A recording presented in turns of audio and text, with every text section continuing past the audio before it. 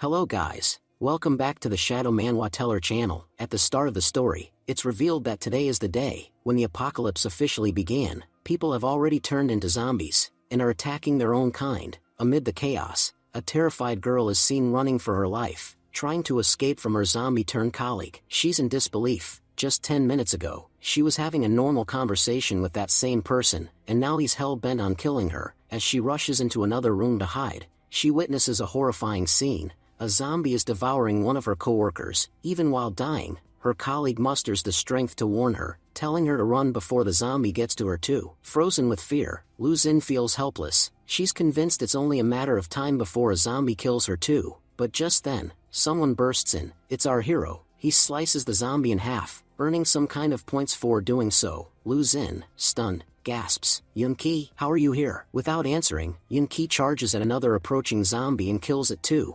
grabbing Lu Xin and leading her out of danger. Still shaken, Lu Xin says, "Yunqi, I can't believe this is really happening. Is this truly the beginning of the apocalypse era?" Yunqi replies that, as hard as it is to believe, this is now their new reality. He then introduces himself. His name is Yunqi. He is 21 years old, and he's the young master of the Yun family in Zhong City. Just 10 minutes ago, he was hiding his identity, living as a regular office worker despite being a multi-billionaire heir. But everything changed suddenly, and now, he is fighting zombies. The scene flashes back to 10 minutes earlier when everything was still normal. Seeing Yunqi, Lu Xin asked if he was planning to leave on time today. She brought up the prophecy that had predicted an apocalypse would begin on this very date. While most people didn't take it seriously, she admitted it made her anxious. She shyly asked if he could drop her home, if it wasn't too much trouble. Yunqi chuckled and said the apocalypse prophecy had been made 10 years ago, and had already been proven wrong countless times. Even little kids don't take it seriously anymore. Are you really scared because of that? Lu Xin replied,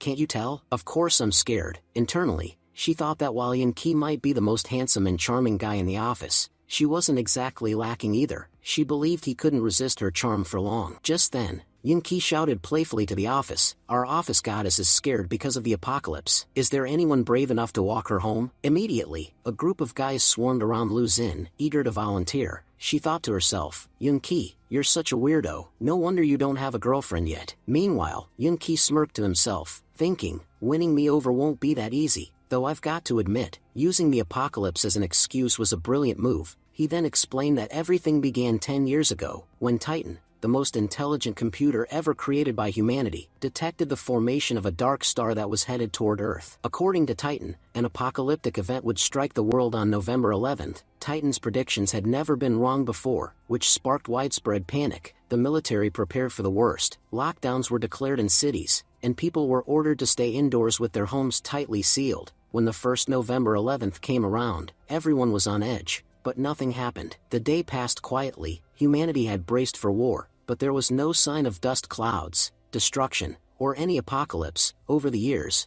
November 11th came and went multiple times. Uneventfully, 8 years after the original prediction, the prophecy had become a joke. People stopped believing the government. November 11th became just another normal day, and the so-called apocalypse became a punchline. Yunqi admitted he no longer had time to worry about any of that, because today, he finally received something he had long been waiting for. From behind, a guy scoffed and said, "Yunqi, you're in your 20s, and you're still into swords? That's such a childish hobby." But Yunqi didn't care. In his mind, this wasn't just any sword, it was something special, something extraordinary. Along with the sword, he also received a letter. It read, "Yunqi, this sword is made from the hardest materials, Titan Elite Gold. It's powerful enough to cut through even the strongest metals. It will serve you well in self-defense." Yunqi thought, they all think it's just a toy, but if I search it up, I bet I'll find out this is actually a high-tech killing weapon. It's not easy to send something this powerful here. I don't know how Yunsure managed it. Then he turned the letter over and read another message. "It's been 3 whole years. You haven't come home even once. Yunqi, when are you planning to return?" At that moment, Yunqi reflected on the letter. "Yeah, it's been 3 years. Honestly, I left home because I couldn't stand the way things worked there. I wanted to live life on my own terms." That's why he had fled from Zhong City and started a new life in District 105. He admitted to himself that he never really had a solid reason to leave, but now, he was seriously considering going back. "Once I get my salary tomorrow, I'll return. I'm sure everyone back home must be waiting for me." But then, something unexpected happened. The sky turned blood red. Shocked, Yunqi looked up in disbelief. what's going on? Everyone around him was equally stunned. The dark star, the same one predicted a decade ago, was now looming dangerously close to their planet. People began to panic, questioning whether this was truly the same dark star the prophecy had warned about. Why hadn't this been reported on the news? Another person yelled, "If this thing hits Earth, we're all dead. We need to get out of here, fast." Suddenly, a global broadcast cut through the chaos. "Humans, welcome to the global apocalypse game. From this very moment, the apocalypse begins. Your human identity is being revoked. In this incredible game, you'll play one of two roles, NPC or monster." The voice continued, "You are given 24 hours as a warm-up period. In this time, you must earn game points. The higher your level by the end of this phase, the more advantages you'll have later. After 24 hours, players will enter the game. You cannot harm players, but players can kill you. If anyone here still thinks this is just a dream, it's time to wake up, because if you die in the game, you die in real life. So don't even think about doing something stupid." Yunki processed this new horror. So, all of humanity has been turned into NPC or monsters. Then who exactly are the players? And if we can't kill them, how are we supposed to survive, let alone win? A translucent window suddenly appeared before everyone. The system announced, "Global communication methods have been altered. From now on, all communication must be conducted through the in-game system. Your previous communication tools are now disabled. You have 5 minutes to select your profession. Choose wisely. Failure to do so will result in consequences beyond your imagination." Yunki's own game window appeared before him. He stared at it and thought, "This looks exactly like a game interface." The system urged him, "Please choose your profession." Yunki realized this was no joke. The apocalypse era had officially begun. He thought to himself, "If I'm going to survive, I need to choose a profession that makes me powerful from the start. I can level up later, but early strength is key." 3 options appeared before him. Warrior, increases strength by 5%, speed by 15%, and allows for a powerful attack every minute. Mage, boosts spellcasting efficiency by 15%, and enhances overall magic proficiency beyond average users. Knight, increases physical strength by 20%, and reduces body weight by 50%, greatly enhancing mobility. Yunki carefully considered his options. The Knight class looks strong, and the best part is, if I choose Knight, I can finally make use of this sword. He selected Knight. The system responded with a special alert, "Unusual energy detected in your body." Based on the results, you have been assigned a unique S class, Ghost Knight. Stunned, Yunki thought, "Wait, I'm not just a knight, I'm a S ranked Ghost Knight? What does that even mean?" The system explained, "As a Ghost Knight, you've been granted a special skill, Death Mark. When you attack a target, the Death Mark is applied. It instantly reduces the target's health by 10%, and weakens their healing ability. Even if the target resists, their strength will continue to decrease by 10% with each hit. Once their level drops to 0, they will die permanently, whether they are an NPC or a player. Once marked, death is inevitable." A rush of excitement surged through Yunki. This Death Mark skill is incredible. The system had made it clear earlier, we're not allowed to kill players. But with Death Mark, if I'm strong enough, I can kill anyone, even players. Maybe this is a game bug, but it's a bug that's going to work in my favor. The system announced that Yunki had awakened the Son of Plain Talon. Because of this, all his attributes would now increase tenfold, and if he managed to survive for the next 24 hours, those same attributes would multiply by 100 times. Overjoyed, Yunki thought, "This is insane. As a newbie, I'm getting ridiculously powerful buffs. It almost feels like I'm cheating." Meanwhile, the system declared that the time for class selection had ended. The 5-minute window had closed. Shocked, many people began to panic. Why didn't the class selection screen appear for us? Some assumed there had been a technical glitch. None of us saw any options. If we don't even get a class, then that's completely unfair. Others will crush us easily. Suddenly, the system issued another warning. Prepare for the impending destruction. The apocalypse game has officially begun. Then, they all witnessed something horrifying. Everyone who hadn't received a class started transforming into zombies. Terrified, a girl cried out, begging everyone to stop if it was some kind of prank. "This isn't funny, it's dangerous." But before she could finish, one of the newly turned zombies lunged forward and bit her. Chaos erupted, people screamed and ran. "Get out of here, they've all turned into zombies." As the infected began attacking, more and more people transformed. Yunki realized the gravity of the situation. This is getting out of control. At this rate, everyone will be turned into a zombie. Just then, a female zombie lunged at a man, but Yunki intervened in time and saved him. He shouted to the survivors, "Run with everything you've got. Don't let any of them catch you. They won't spare you." In the present, Yunki was seen running with Lu Xin, helping her escape. A man nearby spotted them approaching. Lu Xin whispered, "Yunki, I heard something just up ahead. Before she could say more, Yun-ki stepped forward, ready to strike. The man ahead pleaded, "Please, don't kill me. I'm human." Recognizing him, Yun-ki lowered his sword. "Lu Yang, what are you doing here? If you were hiding, you should have come out earlier. If I'd hesitated a second later, I would have killed you for nothing. Don't ever pull something like that again." Lu Yang snapped. "We're teammates, Yun-ki. You can't just abandon your team member like this. Can't you see the situation I'm in? And still, you refuse to help. Looks like the humanity inside you is already dead." Yun-ki turned around coldly. "Who said anything about humanity? I've worked my ass off for this company. I came up with amazing ideas. Ideas you stole credit for. It wasn't just me. Everyone in the team suffered because of you. You took credit for their work, too. And don't even get me started on how you promoted female employees. I know exactly what you made them trade for those promotions, so don't test me. If I opened my mouth, you'd be finished. And to be honest, even if I had the chance, I wouldn't help you, because you're a pathetic excuse for a human being. Your humanity died a long time ago." Lu Yang snarled. "What did you just say? Have you forgotten that I'm still your team leader?" Yun-ki ignored him and turned to Lu Xin. "Let's go. There's nothing to gain from listening to this idiot." But Lu Yang shouted after them, "Wait, you can't just leave me here. I'm a knight, okay? If we team up, we can kill the zombies easily. With me around, you'll get a ton of benefits." Lu Xin hesitated and asked, "Did you hear him, Yun-ki? He says he's a knight. He might really be strong." Yun-ki replied firmly, "It doesn't matter how strong or amazing he is. If someone is rotten inside, they'll always be rotten. Keeping trash like him around won't benefit us at all." He looked at Lu Xin and gave her advice. "Listen, in this apocalypse era, zombies aren't the real threat. The true danger is humans, so before you trust anyone, think 100 times. Just then, Lu Yang suddenly lunged forward and tried to attack Yun-ki. As he moved in, Lu Yang sneered, "A few days ago, you were just another mutt working under me. You didn't even have the right to bark in front of me. How dare you talk back to me now?" But before he could finish his strike, Yun-ki slammed the hilt of his sword into Lu Yang's stomach, bringing him to his knees in a single blow. Groaning, Lu Yang muttered, "If I had that sword, you'd be the one on your knees right now." But at that very moment, he noticed something behind him, a zombie creeping up silently, and in the next second, the zombie attacked Lu Yang from behind. Lu Xin asked Yun-ki to stop for a moment. She questioned whether he was really going to leave Lu Yang behind like that. In her opinion, she felt he should help him. After walking a little further, Yun-ki finally stopped. He turned to her and said, "Lu Xin, drop this act of kindness and open your eyes. Look at what's really happening around us. This isn't a normal time, it's the apocalypse era. Do you really think helping others is that easy right now? If you think the world is still the same as it used to be, you're deluding yourself. And if you keep acting like this, sooner or later, you're going to end up someone's prey. If you're going to keep ignoring logic and making decisions with just your heart, this world will devour you before you even realize it." His words deeply unsettled Lu Xin.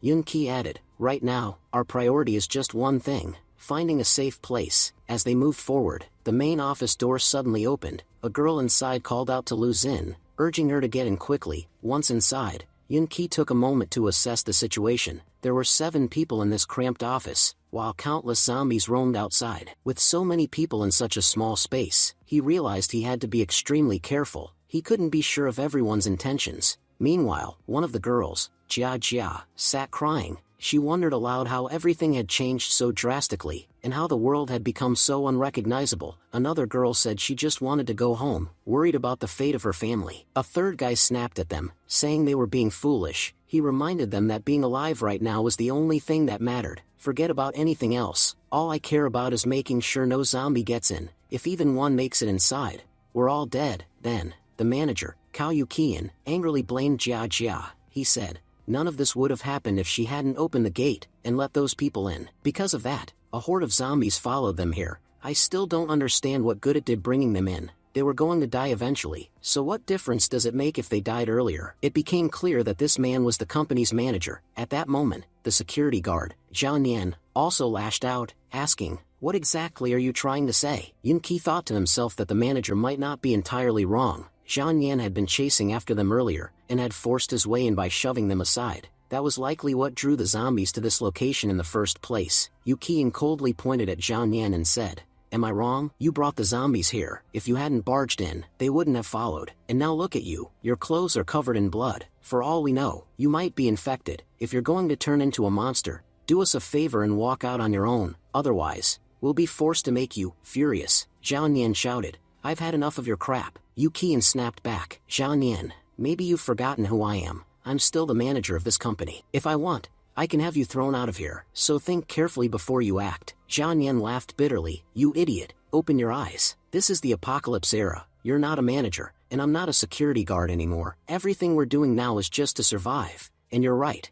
I've become a monster. I'll show you what a real one looks like. Yu Qian, now visibly shaken, pleaded with him. Zhang Yan, what are you thinking of doing? I've helped you a lot as your boss. Please, remember that and let me go. But Zhang Yan ignored him and dangled Yu Qian out of a 17th-story window. Terrified, Yu Qian begged him to stop. Zhang Yan, don't be crazy. This is the 17th floor. If I fall, I won't survive. Watching all this unfold, Yu Qi readied himself for what might come next. Zhang Yan looked at Yu Qian and said, I have no reason not to kill you, so yeah, you're going to die here, fatty. Just then, Lu Xin stepped in. Wait a second. Zhang Yan, calm down. Nothing is ruined yet. Look, I chose the mage class, and I've awakened the holy light power. If you're wounded from the zombies, I can easily heal you. And don't worry, once I do, you won't turn into a monster. Yu Qi couldn't believe how foolish the girl was. He thought to himself, how can someone be so naive? Things have barely even started, and she already revealed that she's a mage. He knew better. In times like these, the more secrets you kept, the safer you were. Revealing everything about yourself wasn't bravery, it was pure stupidity. In an apocalypse, the biggest threat wasn't the monsters, it was the people around you. They'd learn everything about you, pretend to earn your trust, and the moment you let your guard down, they'd betray you without a second thought. And the worst part? They wouldn't even flinch while doing it. Now that Lu Xin had revealed her identity as a mage, Yu Qi was certain she'd soon land herself in serious trouble. There was no way she could get out of here unscathed. Zhang Yan looked at her, surprised. Wait, did you just say you're a mage? That means, you can save me? Lu Xin nodded and assured him, saying he didn't need to worry about infection anymore. As long as she was there, nothing bad would happen. She explained that if they worked together, their chances of survival would increase significantly. There was no point in fighting each other. Even Yu Qian spoke up in agreement, telling Zhang Yan that Lu Xin was right. There's no benefit to infighting. If we stick together, we'll be stronger. But Zhang Yan suddenly let Yu Qian go, dropping him. He sneered, saying, if I have a mage with me, I won't have to worry about injuries ever again. Seems like you really are someone who can change fate. Everyone gasped in shock as Yu Qian fell. Lu Xin cried out in horror, demanding to know why Zhang Yan did that. You had no reason to kill him. Zhang Yan replied coldly, you're asking why? That fat man used to bark orders at me every chance he got. I never liked him, so the moment I had a chance to take revenge, I took it. Lu Xin was appalled. You killed him over that? Zhang Yan's body began to glow as he enhanced himself and replied, so what? That bastard was a thorn in my path. If I didn't deal with him today, he would have shown up eventually. I just cleared the path. He grinned with pride. I'm glad I chose the warrior class. I've trained my body for years, and now that I have these enhanced powers, I'm not here just to survive anymore. I'm going to become the king of this world. Yu Qi, observing all this from the side, thought to himself, just as I expected, in an apocalyptic world, there are no laws and no morality. Humans used to fear the law, and that kept their true nature hidden. But now that they know they can do whatever they want without consequences, they'll become monsters worse than any zombie. This is just the beginning of humanity's downfall. Zhang Yan turned to Lu Xin and declared, from now on, you'll follow me and become my slave. Stick with me and you'll get plenty of benefits. But before he could get any closer, Yu Qi stepped between them to protect Lu Xin. Zhang Yan scoffed. Why are you stepping in, kid? Don't tell me you like Lu Xin too? Yu Qi replied, yes, I do, but not in the way you think. I admire her skills. That's why I won't let someone like you even get near her. If you value your life, walk away. He thought to himself, Zhang Yan is dangerous. Even if I have strength, I can't guarantee I won't get hurt. Having a mage on my side is crucial. She can stop me from getting infected,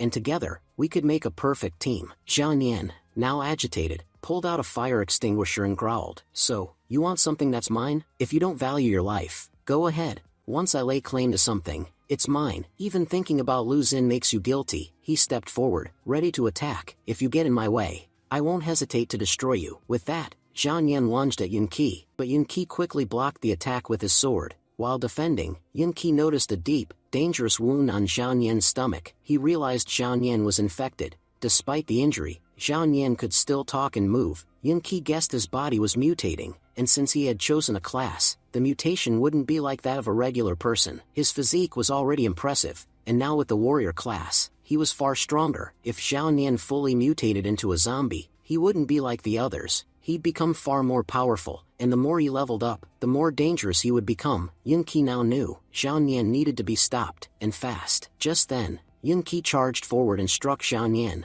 knocking him back. As he moved in, Yunqi thought to himself, this ticking time bomb needs to be taken out today. If not, he could become a massive threat to humanity in the future. Without hesitation, he slashed through Xiao Nian's body, splitting him in two and ending him right there. Everyone stood frozen in shock. Another one's dead. First Yuqian, and now Xiao Nian. Yunqi glanced over at Lu Xin and thought, at first, this girl seemed to understand what was going on, but now, it looks like she's only learning through her mistakes. I just hope she doesn't make the same foolish decisions again. If she keeps being this naive during the apocalypse, she won't survive for long. He reflected on his decision. Sure, I killed Xiao Nian because he was mutating, but no one here is going to see it that way. Right now, all they feel is fear of me. And honestly, that's not a bad thing. At least now, no one will try anything stupid. Yunqi turned to the group and said coldly, if any of you want something from me, come take it. The others stepped back, clearly frightened. All three of them shook their heads. No, we don't want anything, Yunqi, we just want to survive. Lowering his weapon, Yunqi said,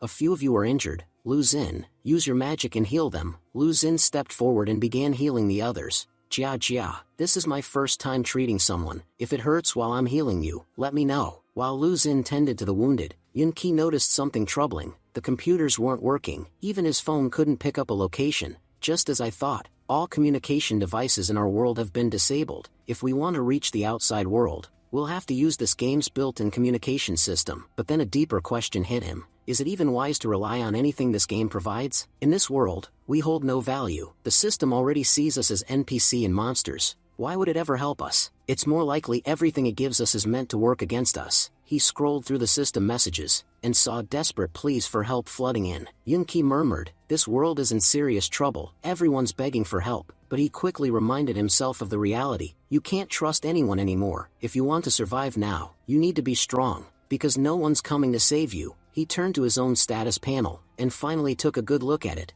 I didn't pay enough attention to this earlier, but now's the time to understand exactly what I have. My non-combat skills are all going to be boosted by 10x. Wait, what's this matching degree? He realized all his other skills had been multiplied tenfold, but this new term puzzled him. What's this matching degree tied to? He remembered the system's earlier announcement, survive for 24 hours. And all earned points will be permanently increased by 100x. That reward was supposed to be his cheat skill from the system, but how does it work exactly? How are my points going to be multiplied by both 10x and 100x? As I move forward in the game, I need to figure out how this system actually works. Once this warm-up phase is over, I'll have a better understanding of my skills, and how this cheat code really functions. He checked again.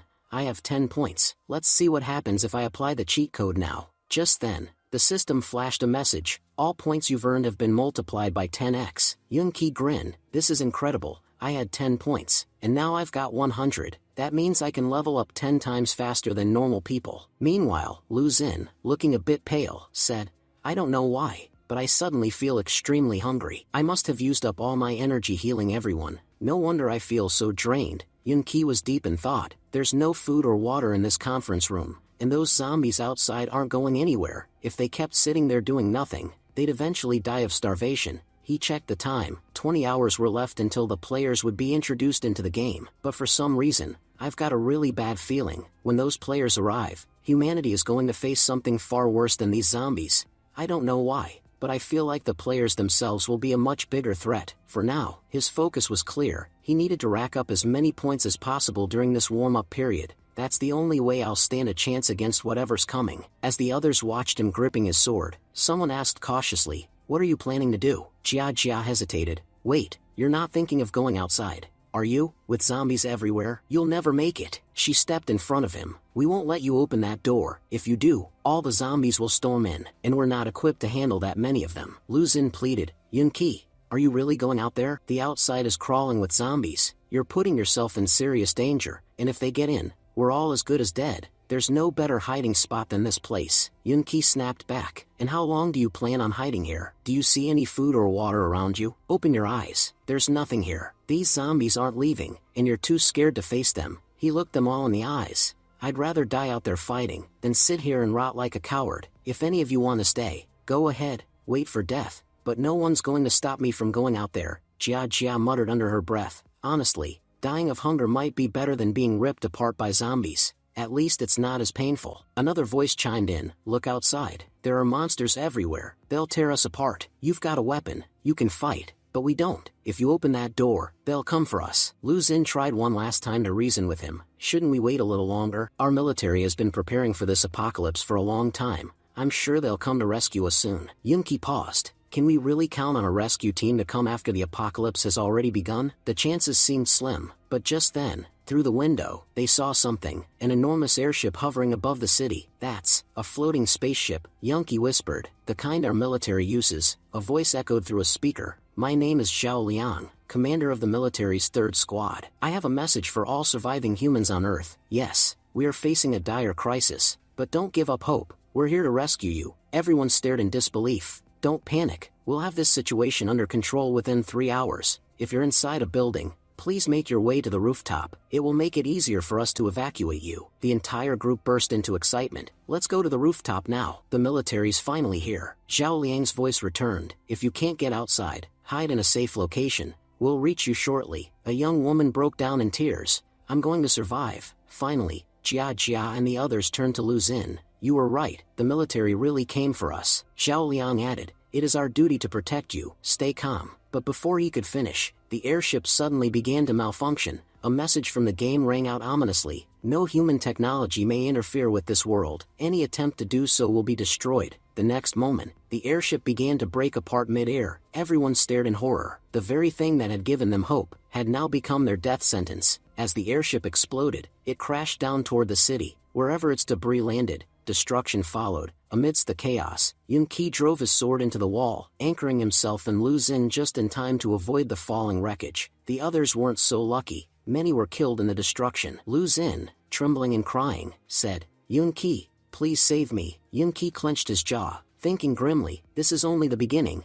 I don't even know what horrors lie ahead. Then, the system made an announcement. To ensure NPC survival, emergency supplies have been released. We can't allow all NPCs to die before the players arrive. After all, if you die, who will the players hunt? We hope you NPCs can find the supplies and survive long enough to entertain our game. Yunqi turned to Lu Xun and said, I'm going to count to 3. When I do, we jump together. Lu Xun looked confused. Wait, what are you saying? Sure, we're not that high up, so maybe we won't die if we jump, but we'll definitely get injured. And you know what injuries mean in this world. But before she could finish, Yunqi ignored her and leapt off the ledge. Using falling debris for balance, he managed to land safely. Lu Xun opened her eyes in shock. Yunqi, thank you so much. After helping Lu Xun down, Yunqi moved toward a nearby area and said, just like I thought, the supplies are here. Lu Xun realized what he had done, so that's why he jumped. He wanted to get the supplies before anyone else. At that moment, everyone was focused on their own survival, while Yunqi was already gathering resources. Despite everything,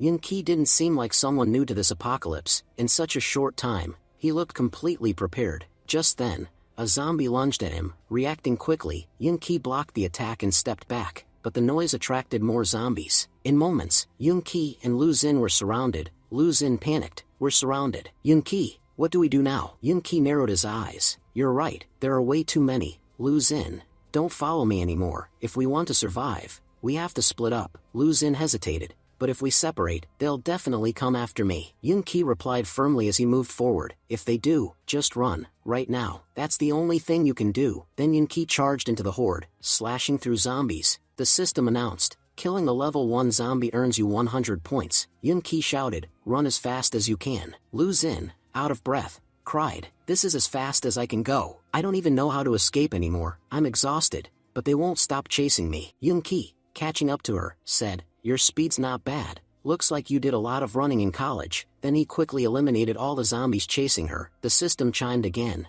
You've killed 3 level 1 zombies. You've earned 300 points. Lu Xun gasped. More zombies are headed our way. Without hesitation, Yunqi charged forward, cutting them down one after another like they were nothing more than paper dolls. In just seconds, he had wiped out the entire wave. Grinning, Yunqi thought, every point I earn is being multiplied 10 times. This cheat code is insane. But if anything's more insane than the cheat, it's my weapon. Man, I wish I had summoned a gun too. That would have been fun. Then again, getting 1 cent to my family wouldn't be that hard either. Wait, supply. I forgot about the supply box. He ran to open it. As soon as he did, the system rewarded him with 1,000 points, and the leaderboard popped up in front of him. Rank 1, Fang Gan. Rank 2, Yuan Zin. Rank 3, Yung Ki. Seeing his name on the board, Yung Ki was stunned. I'm on the leaderboard, right next to Fang Gan and Yuan Zin. Fang Gan is one of the top fighters in the Human Alliance. People even call him the God of War. He's a national hero who's achieved countless victories with his army,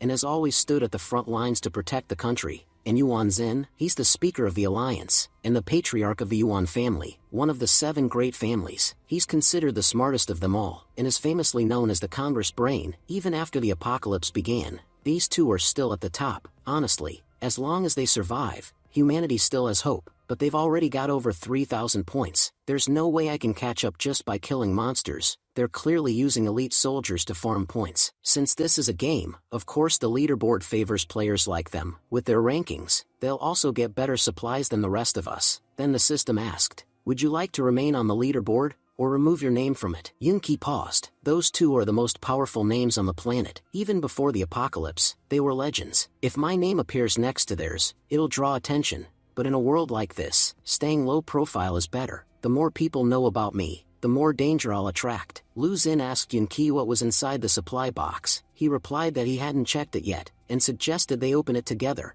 As soon as he unlocked the box, they found 2 level 1 life potions, some antidote potions, and a sharp blade. Yung Ki thought to himself that this was perfect. All of it was medical gear. With these potions, he could heal his injuries. He figured he no longer needed to keep Lu Xin around. After all, she had very little combat power, and to make matters worse, she was kind of a fool. Keeping her close would only mean more trouble. Just as Yung Ki was thinking this, a powerful zombie suddenly attacked him, blocking the strike. Yung Ki shouted to Lu Xin to hide immediately. He warned her that this zombie wasn't normal. It was far more powerful than the others. He tried to counterattack, but the zombie's speed made it easy for it to dodge. Suddenly, the creature lunged and struck Yung Ki's leg, sending him flying backward. Yung Ki noted that the zombie was about the same size as Lu Xin, but its power level was on a completely different scale. He guessed this one had to be a level 1 mutated zombie. Normal ones just didn't possess this kind of strength. Realizing the danger, he thought it was time to use the powers granted by the game. Without hesitation,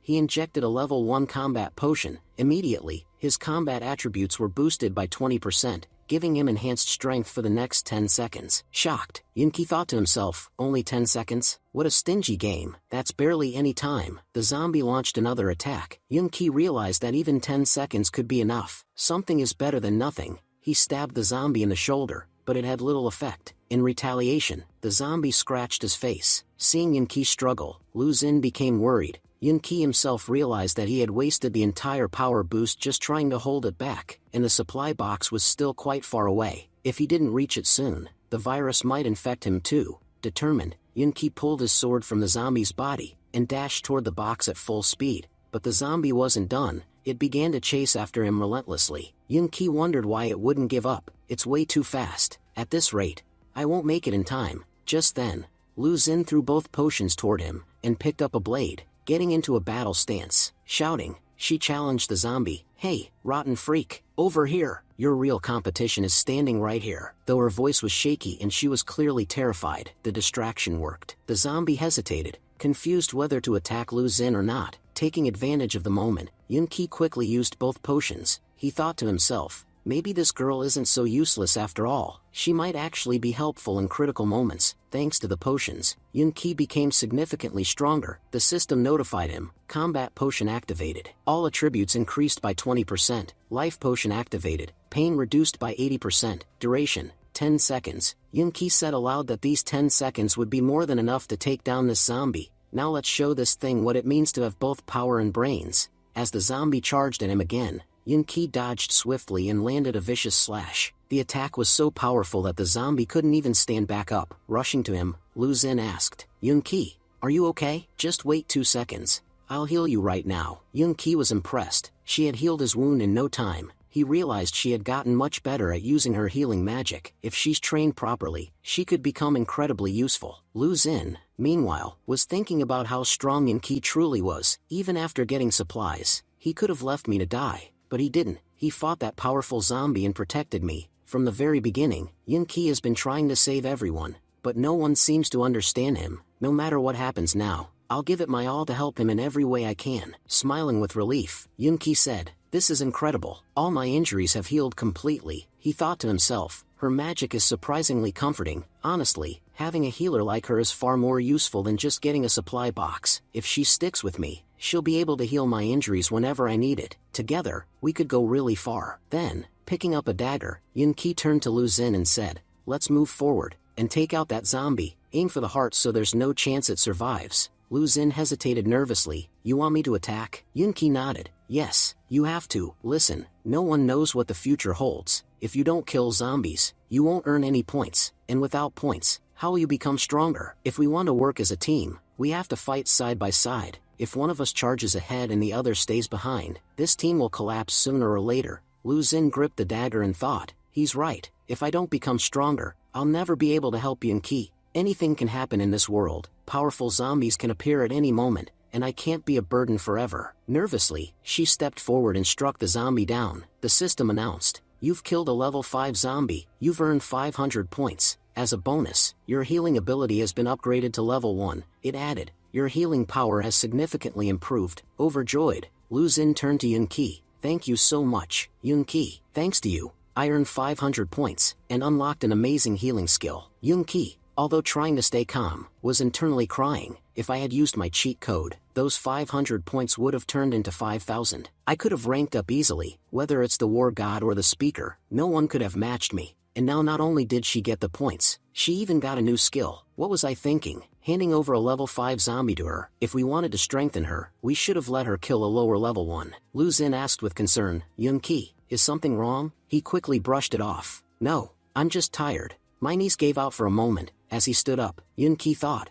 "Well, I've already given her 5,000 points worth of value. This healer's sticking with me for life now. I won't let anyone take her away." He then said, "We should get moving. We're out of supplies. First, we need to find a safe place to stay, then we'll go search for food and water." Lu Xun replied, "I think I know a place. It could have plenty of food and supplies." Yunki nodded, following her lead. As they looked around the area, Lu Xun commented, "Yunki, this place looks like it's seen a brutal battle. Look at how many zombies are lying around. We should be careful. Some of them might still be alive." Yunki said, "The house you mentioned, it's right in front of this green community, right? If I remember correctly, that was your house." Surprised, Lu Xun asked, "You know where I live?" Yunki explained, "When I was working, the guys at our office used to talk about dropping you off. That's how I found out where your house is." Lu Xun lowered her eyes and said, "To be honest, I did act selfishly, but I didn't lie. I really just wanted to come home to check if my parents were safe. Also, my mom loves shopping, so our fridge is always packed. I'm pretty sure we'll find enough supplies to survive for at least a month." Then,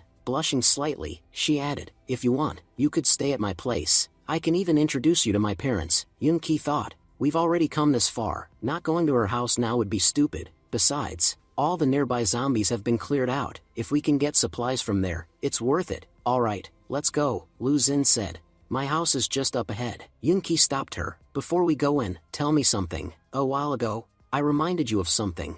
Do you still remember what I said?" Lu Xun replied, "Of course, I'm not stupid. I remember everything you told me." She recited, "This is the time of the apocalypse, and besides the zombies, there are 3 types of people we must avoid. First are those who were already fighters before the apocalypse. They were strong even then, but now with added skills, their power is unimaginable. The most dangerous among them are those in the assassin class. You never know when they'll strike. They're masters of stealth and sneak attacks. Second are the shooters. Right now, everyone's at level 1. One bullet is enough to kill anyone. This game has rendered most weapons useless, but not guns. Guns fall under the shooter class. While we're still low level, they're extremely dangerous to us. Avoiding them is our best option. And third are the beast tamers. They don't fight themselves. They let their mutated beasts do it for them. And those beasts, after mutation, are way more powerful than before. Honestly, in this world, beast tamers might be the most dangerous of all." Lu Xun asked, a little shaken, "Are these classes really that dangerous?" Yunki responded, 2 of them are pretty rare to run into, but shooters, you'll find them pretty often in the city. And believe me, going up against them right now would be a terrible idea. They could kill us without breaking a sweat." Just then, Yunki sensed danger. Someone was about to shoot at him. Instinctively, he shifted to the side, and narrowly dodged the incoming bullet. Shocked, he muttered, "A shooter? Already? How did they get here so fast?" One of the shooters called out, "Captain Han, we spotted 2 more zombies in Area A. Yun-ki thought to himself. We were just talking about shooters, and now here they are, standing right in front of us. He quickly raised his hands and said, "We're not zombies, we're humans. We were just passing through the area." The shooter responded coldly, "If you want to survive, then stand still. Don't move until we can confirm you're human. You're not allowed to come any closer." Yun-ki asked, "What do we have to do to prove we're not infected?" That's when he noticed a zombie approaching from behind. Without hesitation, Yun-ki lunged forward and took it down. "We clearly look human, yet they're saying we're zombies? Fine, we'll kill the rest of these zombies and prove we're not infected.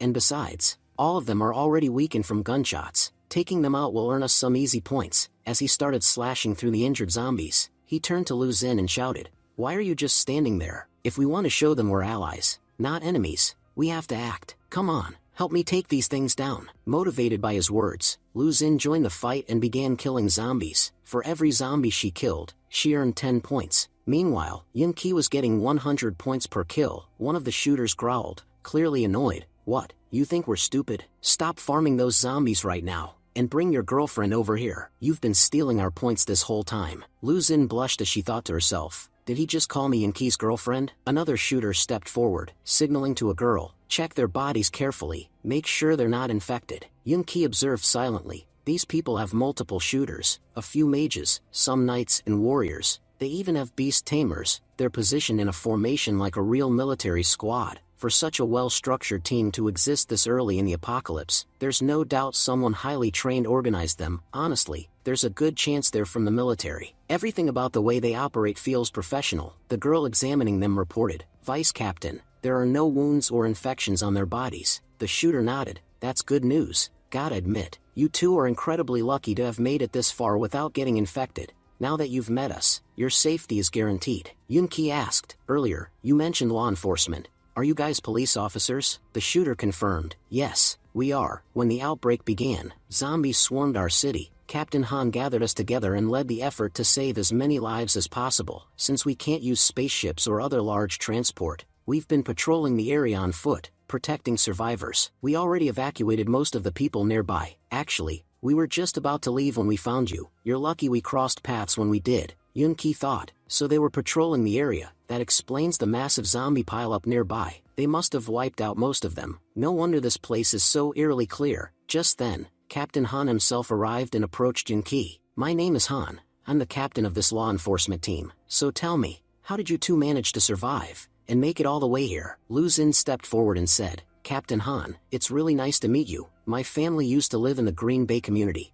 Do you know what happened to the people who were there? My parents, they might still be at home." Captain Han's expression turned serious. "Did you say Green Bay community? That area is an extreme high-risk zone. If your parents were there, I hate to say it, but they were likely killed. A massive swarm of zombies appeared in that area in a very short time. They wiped everyone out before any help could even reach them." Lu Xun gasped, her face going pale. "Killed?" Seeing her panic, Yun-ki gently held her by the shoulders. "Calm down, now's not the time to lose control." He turned to Captain Han and said firmly, "With all communication devices down, it's nearly impossible to confirm who's alive and who isn't. So how can you say for sure that everyone in Green Bay is dead? There's still a chance that some people survived." One of the shooters scoffed, "Are you doubting our captain's judgment, kid? Is that why you're questioning him?" Captain Han raised his hand, calming his team. "Stand down," he explained. "My team sent multiple messages through the World Channel, hoping survivors in the area would respond. At first, several people from Green Bay replied,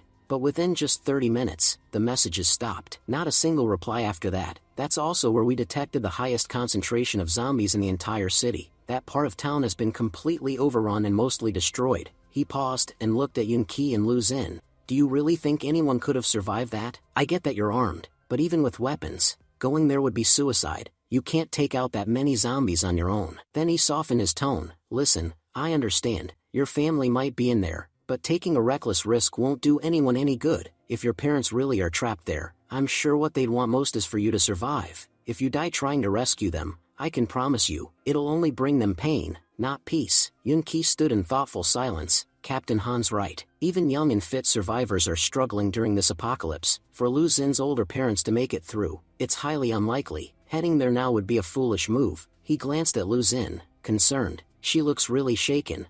I need to make sure I'm there for her." Just then, they were interrupted by a strange noise coming from the north. A soldier ran up to Captain Han. breathless, "Sir, we've got a serious problem. Something's approaching from the north, zombies. But different. These aren't like the ones we've seen before." Yunqi's eyes widened in alarm. "What the hell? Why are there so many zombie beasts gathering here?" After their mutation, their power must have increased dramatically. Captain Han immediately took charge. "Everyone, get ready. These are not your regular zombies. They're much more dangerous." All the shooters armed their weapons and took positions. The knights and warriors grabbed their shields and moved forward to provide cover. Captain Han gave his commands. "Don't forget your positions. Beast tamers, stay on the sides. Only step in if your teammates are under attack. All mages, stay at the back and use healing magic to support the team." Watching this, Yunqi thought, "I've got to admit, this guy is impressive. The apocalypse hasn't even been going on for a full 8 hours, and they're already this organized in handling zombie attacks. If this team can survive a little longer, I'm certain they'll accomplish great things."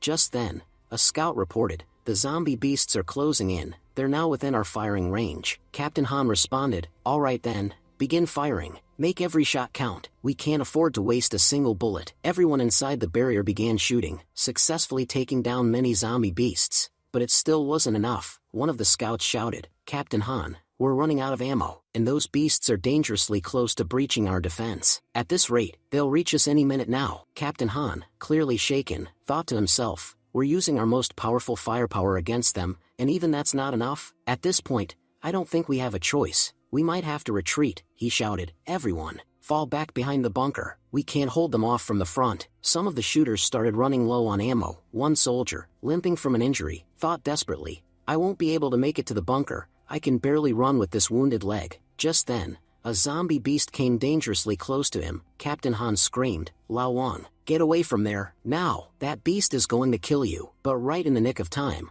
a high-pressure water blast hit the zombie beast, knocking it away. The one who saved him? None other than our hero, Yunqi. Captain Han was stunned. While we were all panicking, this kid kept a clear head. He used a high-pressure water gun to save one of our men. I've got to say, he's incredibly talented. If anyone's going to make it in this apocalyptic world, it's him. Han turned to check on the injured man. "Lao Wang, are you okay?" "Little brother Yunqi, thank you so much for helping us. If you hadn't been here today, we would have lost one of our teammates for sure," Yunqi replied. "To be honest, I had a different motive." Lao Wang's body was covered in blood, and these zombie beasts are attracted to it. If he had come near us without cleaning up, he would have brought a whole horde straight to our group. You could say that by saving Lao Wang, I saved all of us. My plan was to stay put and observe everyone's command abilities first, but sadly, I had to jump into action earlier than expected. There are still too many zombie beasts out here. If we don't deal with them quickly, they'll become a huge problem. Not to mention, the noise they're making is drawing even more zombies our way." Captain Han shouted, "Team Rocket, get ready. It's time to launch the rockets." Team Rocket stepped forward, aiming their heavy weapons,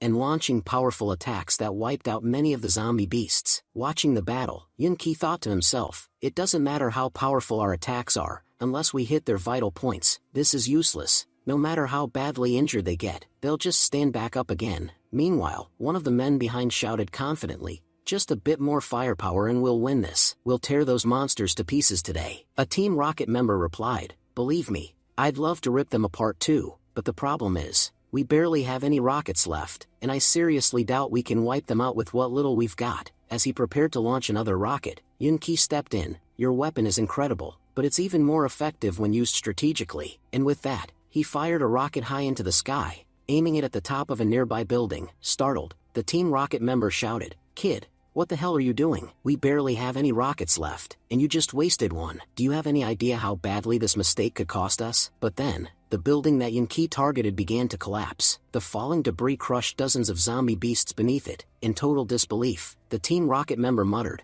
"How did one rocket kill so many of them?" Yunqi smirked silently. "My plan worked perfectly. That building had already weakened due to all the stray attacks. I just had to hit the right spot from the right angle to bring it down." Captain Han observed the moment and thought, "This kid, he's not just using his strength, he's using his brain. Anyone can lose a fight with brute strength, but someone who fights smart, he's not someone who loses easily." But just as the group began to regroup, some of the zombie beasts started getting back up. Captain Han quickly shouted, "Everyone, get ready. These monsters are starting to recover. Even if we've taken down a lot of them, many are still left. We can't relax until we've finished them all." Yunqi then pointed toward the sky and said, "Captain Han, do you see that smoke over there? It's coming from the nuclear power plant. There's a massive diesel generator near that facility. If we tap into its power, Just imagine what we could do with it. Captain Han nodded. You're absolutely right. Then he turned to his second-in-command, Vice Captain. You're a professional electrician. Grab your tools and run the power cables from the generator to here. It's time we show these zombie beasts the power of electricity. Soon,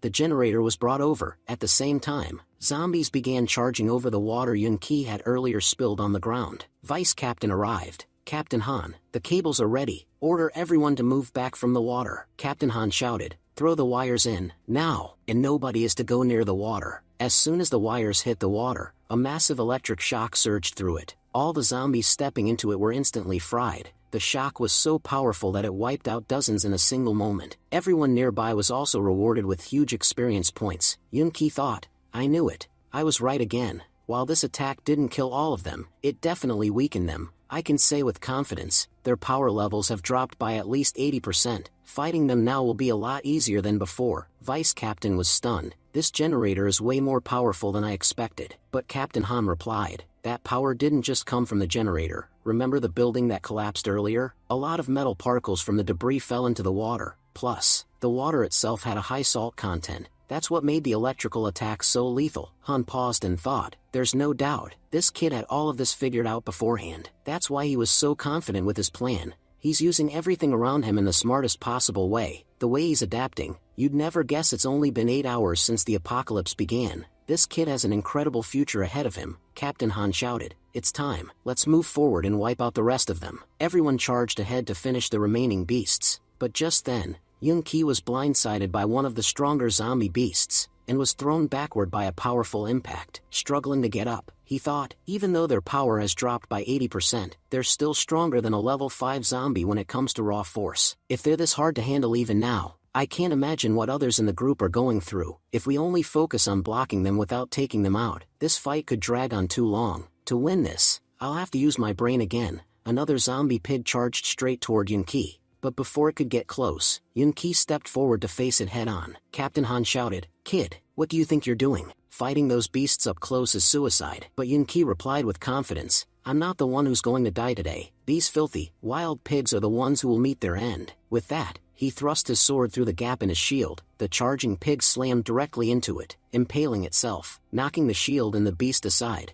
Yun-Ki said calmly, the biggest weakness of these zombies is their brain. No matter how strong they get, without a functioning brain, they'll never defeat a real warrior. Just then, a system message popped up. You've killed a level 1 zombie pig. You received 2,000 points. Grinning, Yun-Ki muttered, 2,000 points? Not bad. Another alert followed. Your total points have surpassed 5,000. You've unlocked a new skill, Resurrection. This skill allows you to resurrect any creature weaker than you, and permanently turn it into your servant. Once resurrected, the creature will regain NPC status, and the game won't even recognize that it ever died. Important, you can only resurrect targets 2 levels below you. Their attributes will also increase by 5%. However, if you cancel the resurrection midway, that being will be permanently lost, and can never be revived again. Yun-Ki's eyes lit up. Resurrection. This is the very first skill of my Ghost Knight class, and it's seriously amazing. He grinned and said, let's see just how good this skill really is. Activating Resurrection, Yun-Ki raised his hand toward the fallen pig. Rise, you wild boar, it's time to serve. To everyone's shock, the once dead zombie pig twitched, and stood up.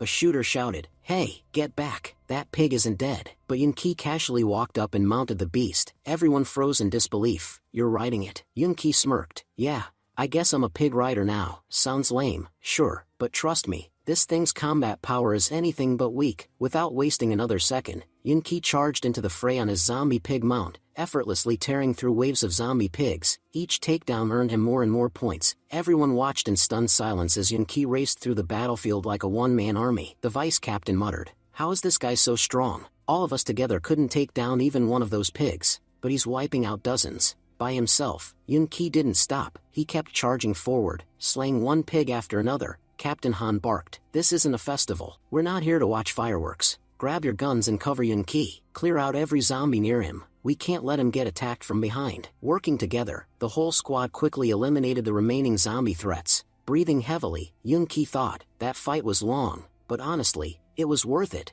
I gained a lot from this battle. But before he could fully relax, he noticed something approaching. Dozens of zombies were closing in fast. Yun-Ki sighed. I knew it. After all that noise, it was only a matter of time before more of them showed up. Captain Han smiled with relief. It's almost over. Once we complete this mission, we can all go back home, back to our families. He turned to the team and shouted, "All right, everyone, move forward. These zombies are weak now. Taking them out should be easy." The squad, now hopeful and energized, began moving ahead. But just then, Lu Xun ran in, calling out desperately, "Please, don't kill them." Yun Qi turned around, surprised. "Lu Xun, what do you mean?" At the same time, he thought to himself, why does she look so emotional? No way. Don't tell me those zombies are Lu Xun's parents. Tears streamed down Lu Xun's face as she whispered, "They're my parents. Please, don't kill them. I just want to see them one last time." Yun Qi's expression turned serious. He shouted, "Lu Xun, stay right where you are. Don't take even a single step forward. I get it, you still care about them, but they're not your parents anymore. They're zombies now, and if you go near them, they won't hesitate to make you their next meal." Captain Han added, "What's wrong with all of you? Don't you want to make it back home? Pick up your weapons. Start eliminating the remaining zombies." As ordered, the squad pushed forward and began attacking. Yun Qi joined in, leaping straight into the zombie horde. Surrounded on all sides, Yun Qi smirked. "They've got me surrounded now. Good. That just makes it more fun to kill them all." The zombies lunged toward him, but before they could reach him, the shooters picked them off one by one. Captain Han ran up to Yun Qi and said with a grin, "What? You thought we'd let you do everything yourself? As long as we're here, you're not the only hero. Don't underestimate our law enforcement unit." The rest of the squad laughed. "Yeah, let's wipe them all out, and earn a ton of points." Yun Qi grinned. "All right, let's see who kills the most. I'm telling you right now, I'll outscore your entire team all by myself." With that, the whole team jumped into action, trying to take down as many zombies as they could. Within 20 minutes, most of the zombies were cleared out. Sitting down for a moment, Yun Qi let out a deep breath. "Finally, it's over. Honestly, I'm really glad the law enforcement team was here. Without them, I don't think I could have made it through this fight without serious injuries." Just then, Lu Xun ran over, worried. "You must have gotten hurt." "Don't worry, I'll heal you in just 2 minutes." She activated her healing light, and began treating Yun Qi's wounds. As she worked, tears welled up in her eyes.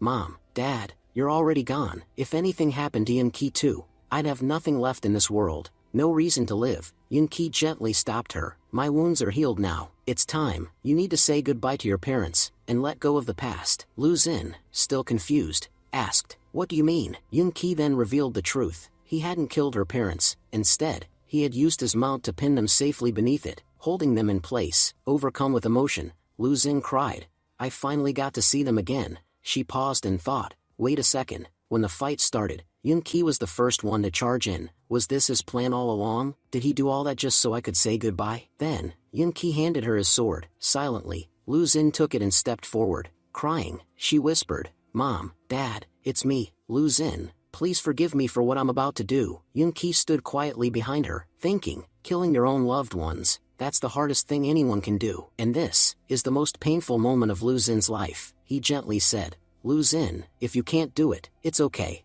I understand. I'll do it for you." But Lu Xun shook her head through her tears. "Mom, Dad, I'm still alive, and I've found someone, a partner I can truly trust with my life. I promise you both, I'll live my life well, and after you've gone to heaven, please don't worry about me anymore. It's time I take away your pain, forever." With those final words, Lu Xun ended their suffering. Just then, a system notification popped up for Yun Qi. "Your companion has died. You cannot use your resurrection skill for the next 3 minutes." Yun Qi was shocked. "Wait, my pig is dead?" He couldn't believe it. How was that even possible? When he looked around, he saw Lu Xun had accidentally stabbed her own parents and his pig in the chaos. Yun Qi, devastated, thought to himself, "Brother Pig, why did you leave me like this?" Even Lu Xun seemed confused by his emotional reaction. She couldn't understand why Yun Qi looked so heartbroken over a pig. But to Yun Qi, it wasn't just a pig. It had been his most loyal companion, even stronger than many level 5 zombies. That pig had helped him take down countless enemies, and now, just like that, it had been killed by a careless move. Looking around, he tried to find another pig to resurrect, but to his horror, Captain Han and his team had already burned the rest of them. Captain Han announced proudly that burning the pigs was a smart move, as their bodies carried dangerous mutations.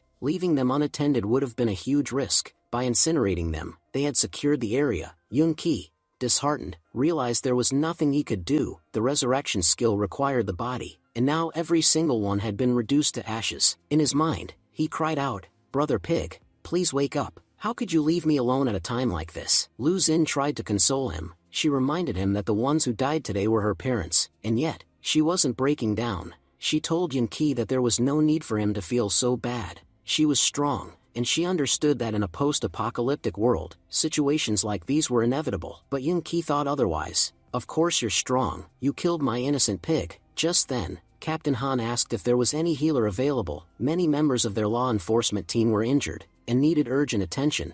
Lu Xin turned to Yunki with gratitude in her voice, thanking him for all his help. She told him she'd never forget his kindness, and that he should rest while she healed the others. She still had enough energy left to help many of them. Yunki, watching her go, thought to himself that helping the law enforcement team was not a bad idea. These were good people, who even in an apocalypse, still cared more about protecting the people than saving themselves. Plus, they had plenty of mages. They were unlikely to notice, or care about Lu Xin's true powers. He also realized that it was better for Lu Xin to stay busy. If she had nothing to do, she would be consumed by thoughts of her past, and if she broke down now, she probably wouldn't be able to survive much longer. As he reflected on all this, a faint voice reached his ears. Is someone there? Yunki looked around, startled. Who was that? Seeing Yunki's sudden reaction, Captain Han asked what he was doing. Is there something around us we can't see? Yunki turned to him and asked if he had heard the voice too. Captain Han shook his head. No one said anything. What are you talking about? Yunki quickly covered up, saying it must have been nothing, and apologized. Maybe I'm just hallucinating because of the exhaustion from the battle. But inside, Yunki was deeply confused. He had originally thought that communications in this world had been restored, but now, it was clear, that wasn't the case. Then what was that voice I heard? Why was I the only one who could hear it? Was it the game, or my system? Just then, Yunki heard a voice again. Someone asked, why aren't you replying? Don't tell me you don't know anything about us. Hurry up and join us for a chat. Yunki, visibly irritated, thought to himself that the system now had a voice function, and honestly, it sounded incredibly annoying. Suddenly, a new window popped up in front of him. He realized, this looks like a group chat. But I never joined any group, and since the world's communication system is down, what kind of group is this? The system announced. Congratulations, you've joined the Apocalypse Walker team. This group has 10 members. Yunki muttered in disbelief. Apocalypse Walker? 10 members? What is going on? He was instantly teleported to what appeared to be a meeting hall. Glancing around, Yunki quickly realized this wasn't the real world. This was his conscious space. According to the game's logic, NPC don't have access to chat systems. They can only communicate formally through the game interface, which is already hard to manage. So how did the 10 of us end up here? I never received a notification about joining a group, nor is there an option to leave it. These members must have already been pre-selected, just like me. I wonder if anyone else here knows what's going on. He finally asked out loud, can someone explain what's going on here? Why are we all here? One of the group members, number 6, responded. Number 7, it seems like you don't know anything about this place. To be honest, this is the first time I'm seeing you. Where are you from? Didn't your parents tell you anything about this group? All of us were informed by our parents ahead of time. Yunki replied. I'm not sure what you're talking about. To be honest, it's been a long time since I last saw my parents. Maybe that's why they never got the chance to explain anything. In his thoughts, Yunki connected the dots. If everyone else is here because of their families, then I must be here because of this sword. Just before the apocalypse began, this sword was sent to me. That couldn't have been a coincidence. My family must have sent it intentionally. Everything that's happening now, it's all linked to this sword. Then, number 5 spoke up. Let me make one thing clear. No one here knows anything about the others. And honestly, it's better that way. We only have one identity. We are Apocalypse Walkers. Whether we'll be friends or enemies in the future is still uncertain. Yunki nodded and said, I'm not really interested in sharing my personal details or knowing yours. I just want to know one thing. What is the purpose of this group, and how are we bending the rules of the game to even be here? Number 5 agreed that it was a good question. Number 6 added, yeah, it's a great question. Let me explain. Apocalypse Walker is a codename given to a team of 10 individuals who possess Titan artifacts. About 10 years ago, the Titan warned us about the existence of the Dark Star. After that, it went silent.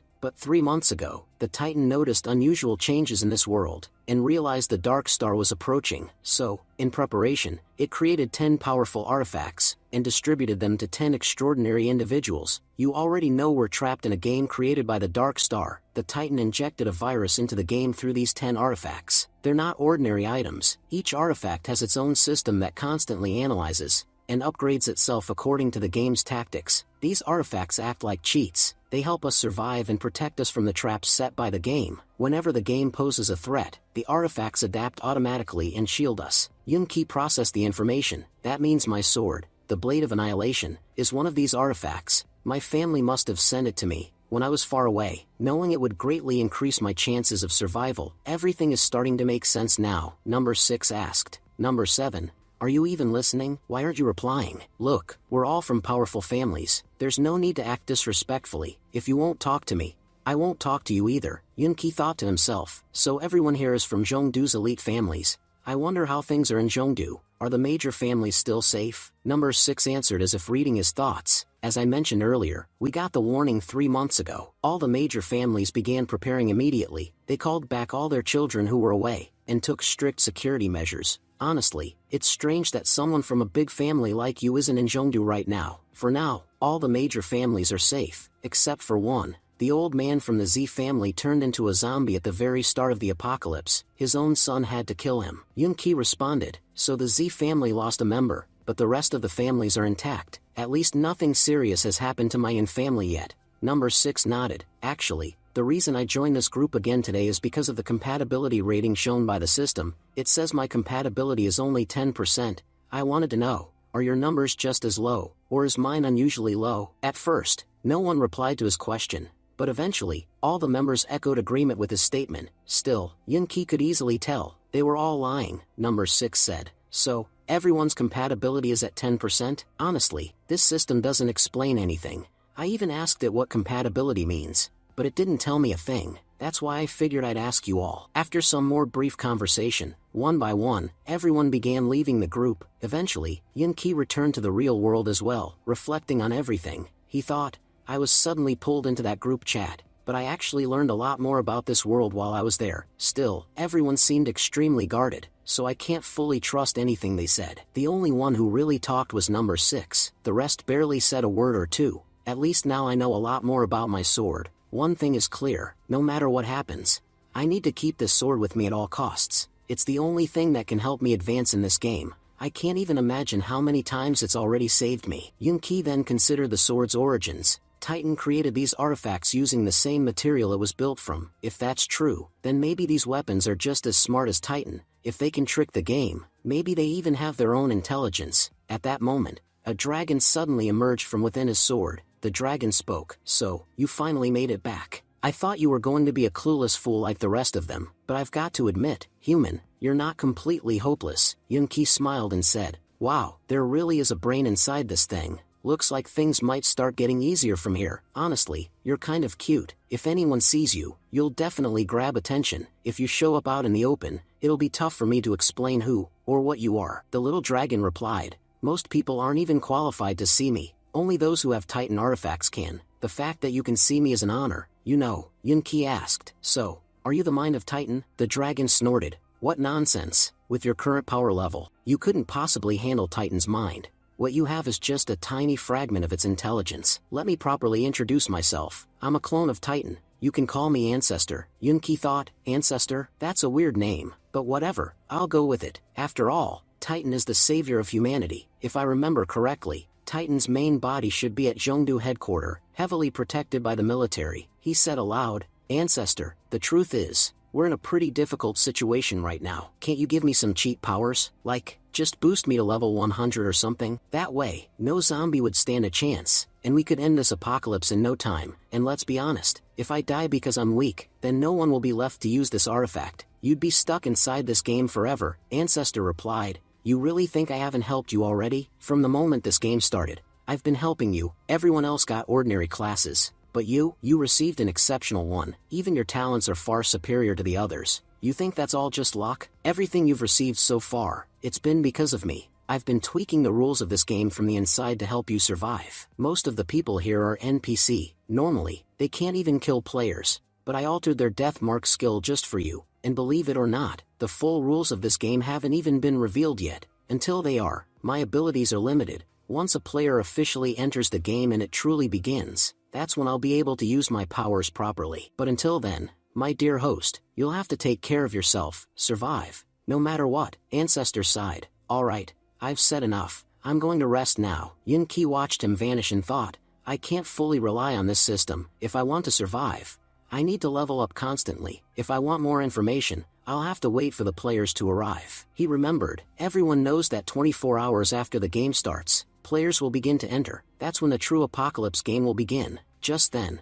Lu Xin walked up to Yun-Ki and asked, Yun-Ki, what are you even doing? Don't tell me you've started daydreaming out here. You were talking to the sky. What was that all about? Yun-Ki replied quickly, no, it's nothing, just, forget it. Anyway, is your task done? Captain Han stepped in and said, yeah, Lu Xin really helped us out. She healed a lot of our team members. Lu Xin added humbly, Captain Han, you're giving me too much credit. I didn't really do that much. Captain Han smiled and said, so, what are you two planning next? If you're unsure about your future, you're welcome to join my team. If we stay together, we can protect each other. Yun-Ki responded politely, thank you for the offer, Captain Han, but I don't plan to stay in the city anymore. I'll be leaving soon. Blushing slightly, Lu Xin added, and I'll go wherever Yun-Ki goes. From now on, our paths are one and the same. Captain Han chuckled. Well, you two lovebirds are clearly capable enough, and strong enough, to travel alone, so, I won't try to stop you. Honestly, I think leaving the city might be the smarter move. When the apocalypse started,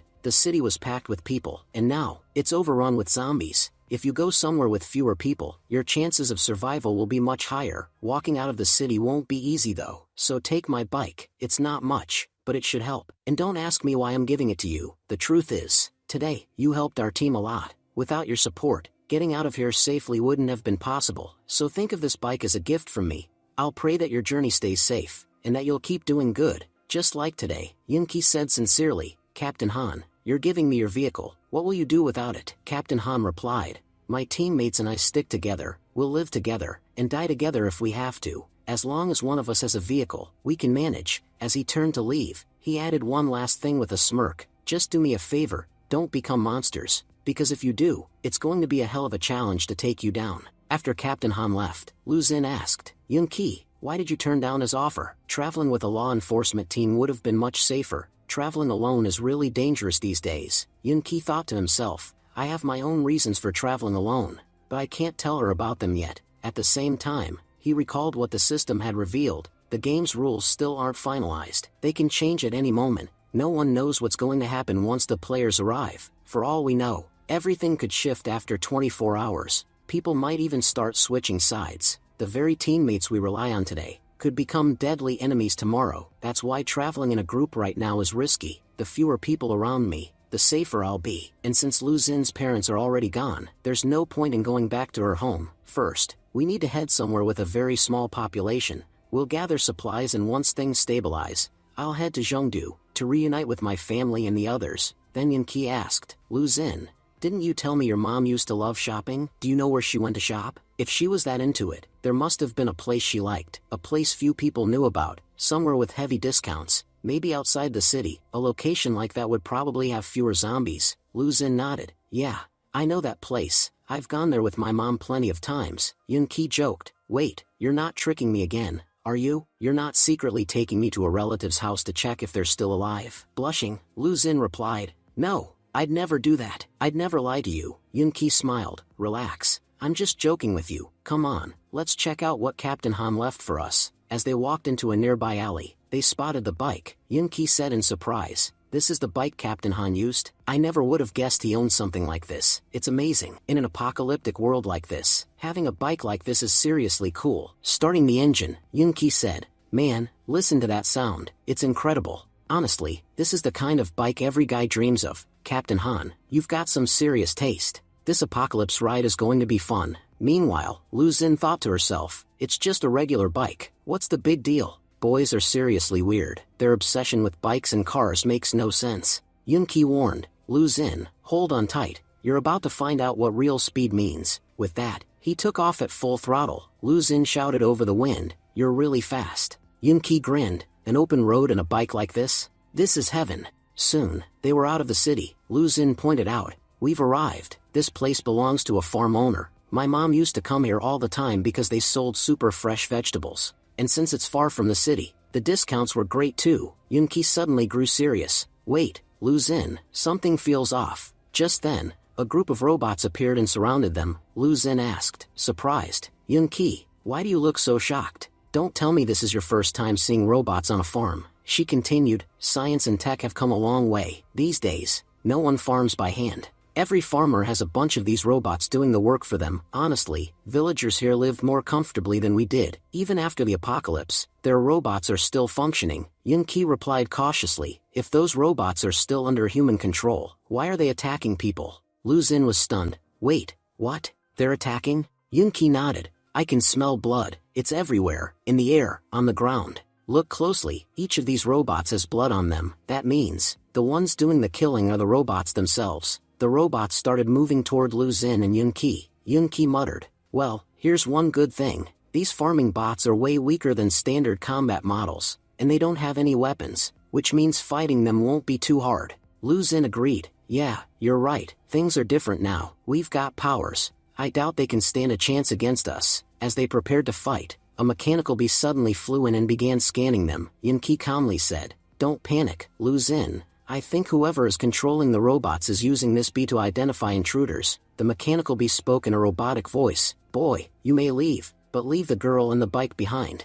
Annoyed, Yun-Ki snapped. So this is how you want to play it? Without hesitation, he grabbed the mechanical bee and crushed it. Yun-Ki shouted, You thought a few robots could rob me? You mess with me, and I'll crush every single one of your toys. After that, surviving out here will be the least of your worries. Suddenly, the system chimed in. You have destroyed a boss-level biological manipulator. You've earned 10 points. Yun-Ki thought to himself, 10 points for destroying a small bee? And the system says it was a high-level creature? Hold on, something's not right. I bet the farmer who lived here mutated, just like that female zombie did before, and since he already controlled these robots, the game must have promoted him to a boss. If I earned 10 points just from the bee, imagine how many points I'd get for wiping out all these robots. And if I take down the boss himself, I might even rank 1 on the leaderboard. But let's be honest, it's risky. My enemies know where I am, but I have no clue where they are. And even though I'm not worried about these robots, what if they attack Lu Xun while I'm fighting?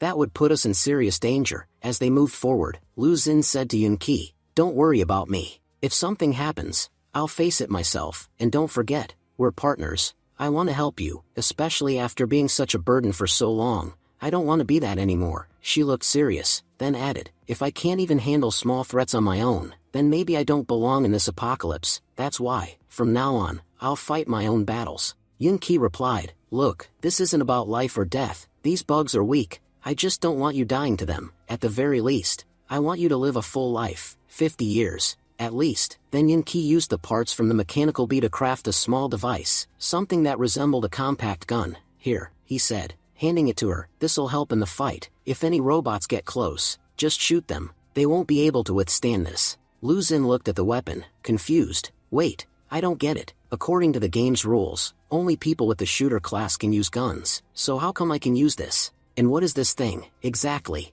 Yun-Ki explained, You can't use bullet-firing guns. True, but this isn't one of those. It's an electromagnetic pulse device. Pretty much every farm has one. He continued, You know how the intelligence of farm robots is low, and they're way bigger than regular bots. If something goes wrong, humans wouldn't be able to stop them. That's why this device was developed, to paralyze them in emergencies. He pointed to the bee they had just destroyed. That bee had one of these hidden inside. Don't be fooled by its size. It can paralyze even the biggest of bots. The downside is, it only works on robots, and it uses a lot of energy. It won't work on humans. Lu Xun smiled in admiration. You're incredible. I had no idea you knew so much about this kind of stuff. Yun-Ki chuckled. Maybe you didn't know, but I was the top student at Zhongyi Elite College, the one where only geniuses get in. If I topped even that crowd, I must know something, right? He looked ahead and said, All right, time to get ready. This upcoming fight won't be like the last one. It'll be way tougher. And Lu Xun, protect yourself. Just then,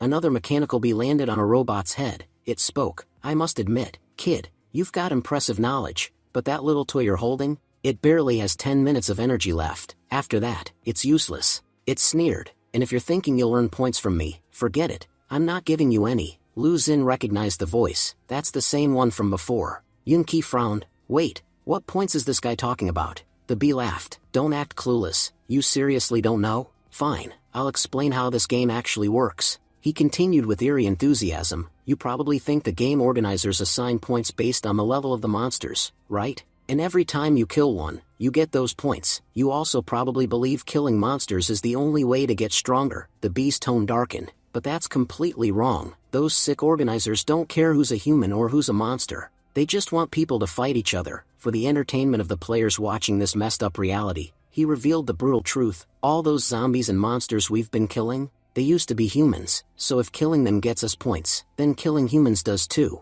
And since that's what the game masters want, that's exactly what I did. I didn't just kill monsters, I've killed plenty of people too. And guess what? Humans give more points than monsters, he continued coldly. I was the first one in my village to figure this out. While everyone else was wasting time fighting zombies, I started eliminating my own villagers. That's how I earned 1,000 points in a single day. Tell me, do you think I could have earned that many points so quickly any other way? I didn't even have to leave the village. Lu Xun was horrified. What the hell are you saying? You wiped out your entire village just to earn points? Those were your people. Yunqi's face turned grim. He thought, the apocalypse hasn't even been going for a full day, and this guy's already figured out how to exploit the system. Honestly, he's a bigger threat to humanity than any monster. Even the game isn't as twisted as this guy. The organizers may be sick, but at least they left some people alive. This guy didn't even spare one soul from his village. At first, I didn't want to fight him. He's got powerful robots, and with Lu Xun here, it would have been tough. But now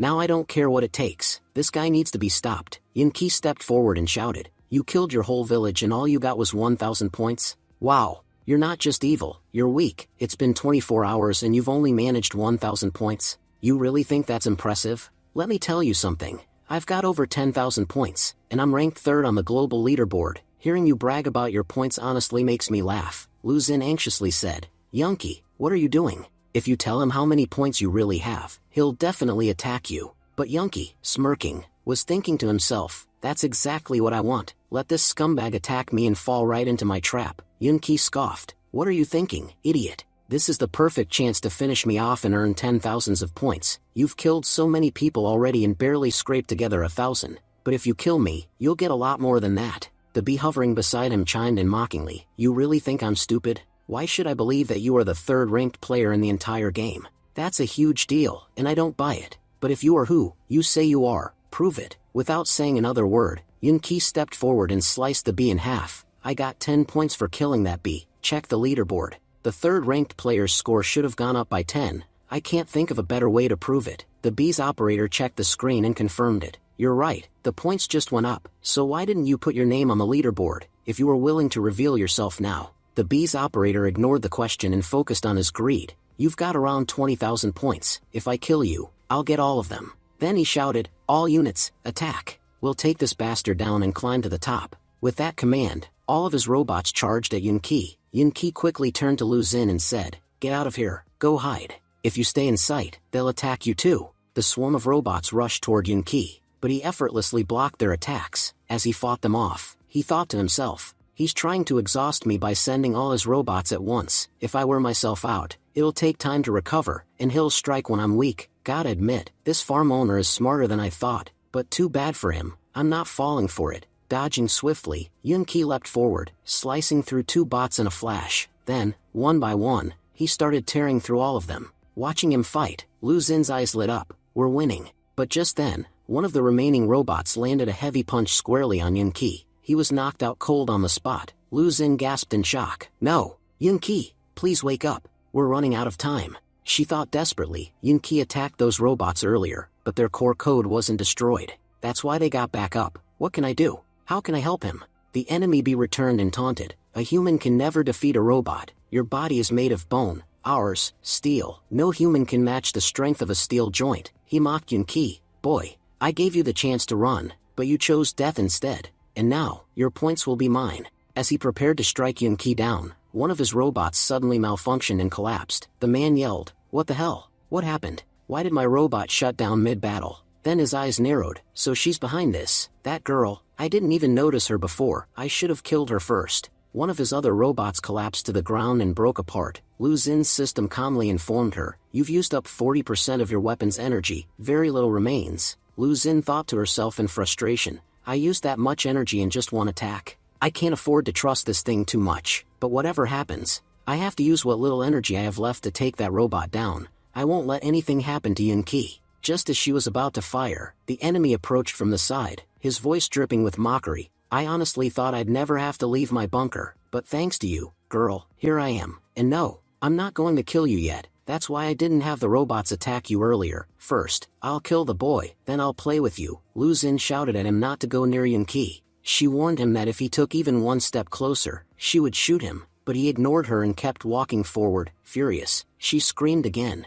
"Didn't you hear me? I said if you move any closer, I'll shoot you." The man turned back toward her and sneered. "What, is that a threat? Then go ahead, shoot me. But before you do, let me tell you something. That gun of yours? Yeah, it's dangerous to robots. As long as it has energy, no machine can lay a hand on you, but against humans and monsters, it's completely useless. Doesn't matter how much power you pour into it, it won't do a thing to me." He grinned and added, "Honestly, girl, you should be worrying about yourself, not him. Think about what I'll do to you after I kill him." He gestured toward her side. "Oh, and by the way, I brought you a gift." At that moment, another robot launched an attack on Lu Xin. Startled, she instinctively fired back, accidentally using all of the weapon's remaining power. The system voice alerted her. "Target destroyed, remaining energy, 10%. Lu Xin cursed the weapon under her breath. "What a useless gun. I only fired twice, and it's nearly dead. What do I do now? I have to save Yanqi somehow." Meanwhile, the enemy walked closer to Yanqi, laughing. "You're going to die, boy, and when you do, I'll get a truckload of points. Honestly, I've never met a more pathetic fool than you. I gave you the perfect chance to walk away, and you chose death instead." But just then, Yanqi's eyes snapped open, shocked. The man gasped. "You weren't unconscious? You were faking it this whole time?" Yanqi launched a counterattack and shouted, "What did you think? That I earned all these experience points by luck? If those little robots of yours were really that dangerous, you'd be the one on top, not me." Without hesitation, Yanqi hurled his sword straight at the man, but just before the blade could land, a massive robot dropped from above, intercepting it midair and crushing it effortlessly. The giant machine declared, "The person standing before me is my master's enemy. Eliminating him is now my top priority." With that, the robot launched a barrage of missiles directly at Yanqi. As the explosions lit up the battlefield, Yanqi barely managed to dodge, flipping into the air to avoid the blast. "This is bad. That robot's huge. Fighting it head-on, this would be very dangerous." He shouted to Lu Xin, "Run, get out of here now. We can't win against a machine that powerful. We need to grab the bike and escape, fast." With smoke and fire behind him, Yanqi tore through the battlefield, dodging missiles as he mounted his bike and sped away with Lu Xin. Catching her breath, Lu Xin cried out, "Yanqi, when I saw you unconscious, I was terrified. I thought I'd lost you forever." Yanqi replied with a soft smile, "I'm sorry. I had to pretend. Look, this town is massive. Finding that guy inside would have been nearly impossible, and if we'd entered the town directly, I guarantee we'd have walked right into his traps. That's why I faked being knocked out, so he'd come out on his own, and just like I planned, he did." He glanced back with sharp determination. "Now we've got the perfect opportunity to finish him." Yanqi then thought to himself, "At first, I assumed this guy was just some farmer. How strong could he possibly be? But his robots, they shocked me, since when do farmers have killer machines like that?" Meanwhile, the enemy had already taken his seat inside his robot. Over the loudspeaker, his mocking voice echoed across the battlefield, taunting Yanqi,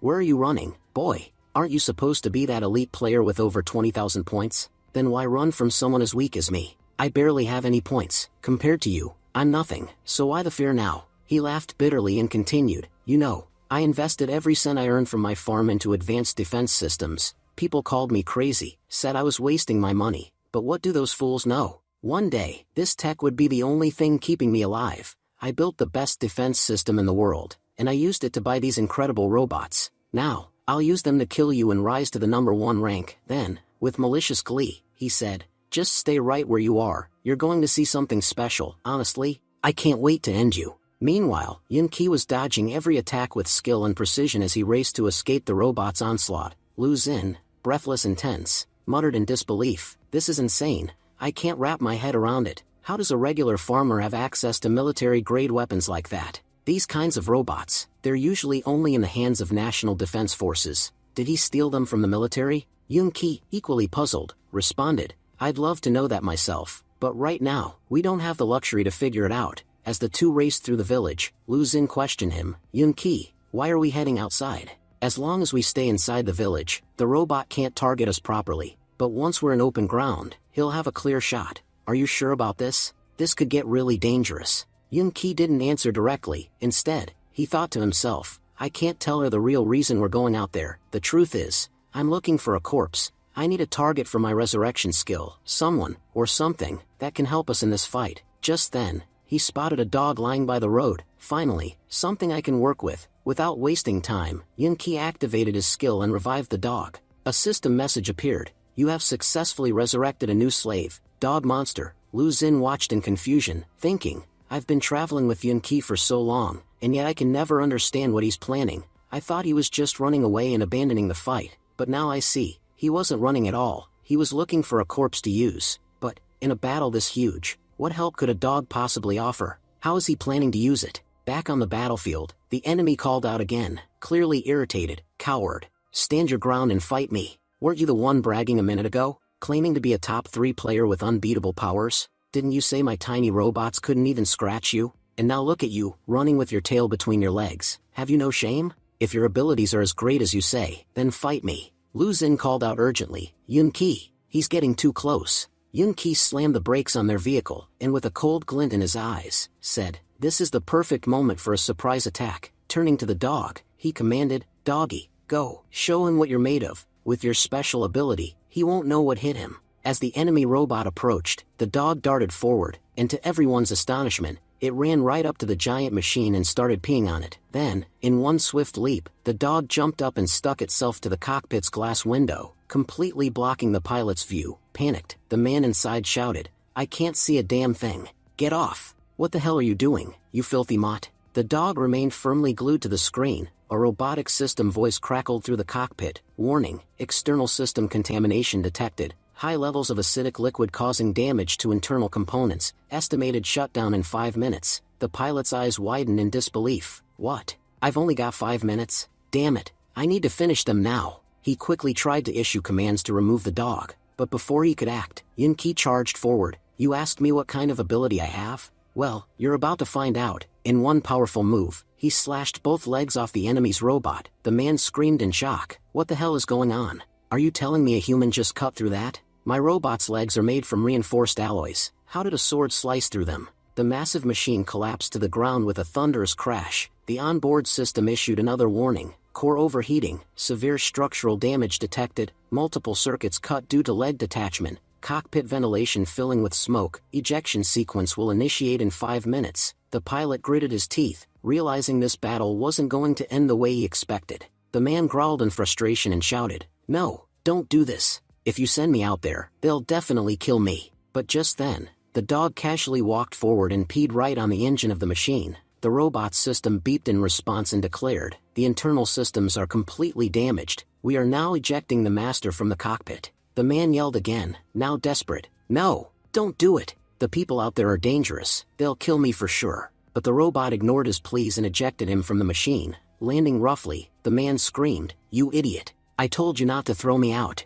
and you still did it. Hurry up and get me back inside. I spent a fortune on you. I can't die while you're still operational. Reactivate the voice board and listen to everything I say. The robot calmly replied, Voice board has been activated, acknowledging master's commands, entering sleep mode. With that, the machine shut down completely. Watching all this unfold, Yunqi stepped forward and muttered, I thought I'd have to go through some long, drawn-out fight, but looks like your robots weren't as impressive as you hyped them up to be. They abandoned you and went into sleep mode. Seems like I'll have to end you myself after all. He gave a slight, pitying smirk. To be honest, I actually feel a little bad. You bragged so much about your robots, and now, in your final moment, they didn't even lift a finger to help you. That's betrayal if you ask me. And personally, I hate traitors. He turned toward the machine, and without hesitation, destroyed it completely. The man panicked. No, don't destroy it. If you do, the others will kill me. But Yunqi paid him no mind and crushed the machine. The system chimed. You've destroyed a powerful enemy. Reward, 6,000 points. Yunqi smirked, turning toward the man now. The robots are gone. Now it's your turn. So, how do you want to die?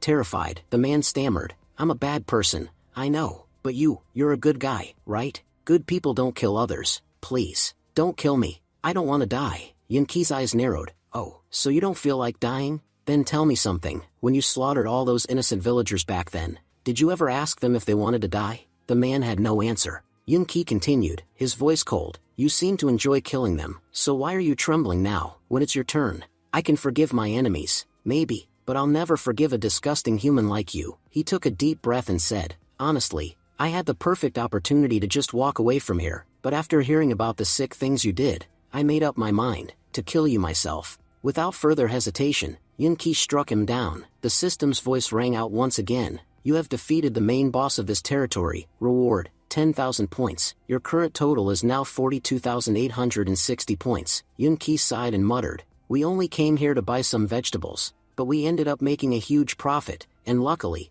I changed my name on the leaderboard beforehand. So even if I hit rank 1, no one will know it's me. Just then, the system made another announcement. Congratulations, host, you are now ranked 1 on the leaderboard. Your current points, 42,860. The 2 people behind you have significantly fewer points. If you can maintain your position until the end of the warm period, you will receive a special title as a reward. Keep pushing to hold this rank. Yun-ki raised an eyebrow, feeling a rare excitement build in his chest. I don't know why, but being number 1 just feels amazing. It's a different kind of joy. Just then, Lu Xun came running up, telling Yun-ki that the entire world channel was talking about him. Everyone wanted to know who had managed to surpass even the speaker and the war god. Yun-ki thought to himself that it wasn't just the world chat. Even within the Apocalypse Walkers group, whispers about the top-ranking player were spreading. Some were even wondering aloud if the mysterious player might be one of their own. But Yun-ki had no plans to reveal his identity. Publicizing his point total would only bring danger. Keeping his status a secret was the safest choice. Meanwhile, a meeting of the Apocalypse Walkers began.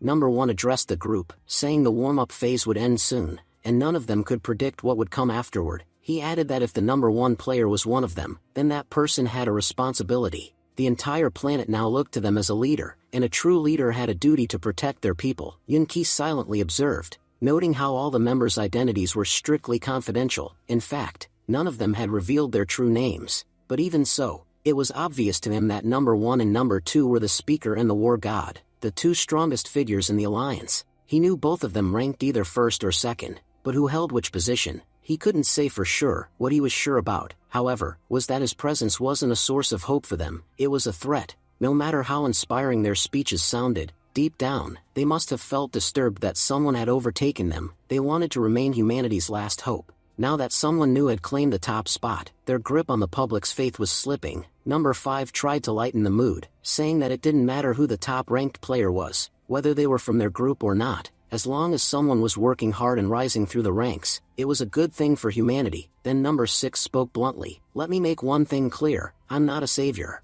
I'm just a regular guy trying to survive. My only priority is to protect myself and my family. I have no interest in saving the world. If being a savior means sacrificing myself for my loved ones, then I'm not noble enough for that. You guys can play heroes if you want. Just leave me out of it. Listening to this, Yun-ki thought about how number 1 and 2 clearly wanted to be seen as heroes. They were desperate to hold on to power by presenting themselves as humanity's salvation. But there were also members like number 6, people who didn't care about leadership or glory. All they wanted was to survive. Number 2 then spoke up with a bold proposal. He said that all 10 of them had received elite weapons, gear strong enough to outsmart even the system. If they joined forces, they could become an unbeatable army. Not only could they defeat other players, they could take control of the entire game. Survival is just the beginning. If we think big, we could rule. Yun-ki took in their words, thinking that some of them were merely pretending to be heroes. In reality, they only cared about their own gain. One thing was clear to him, revealing that he was the top-ranked player would be a huge mistake.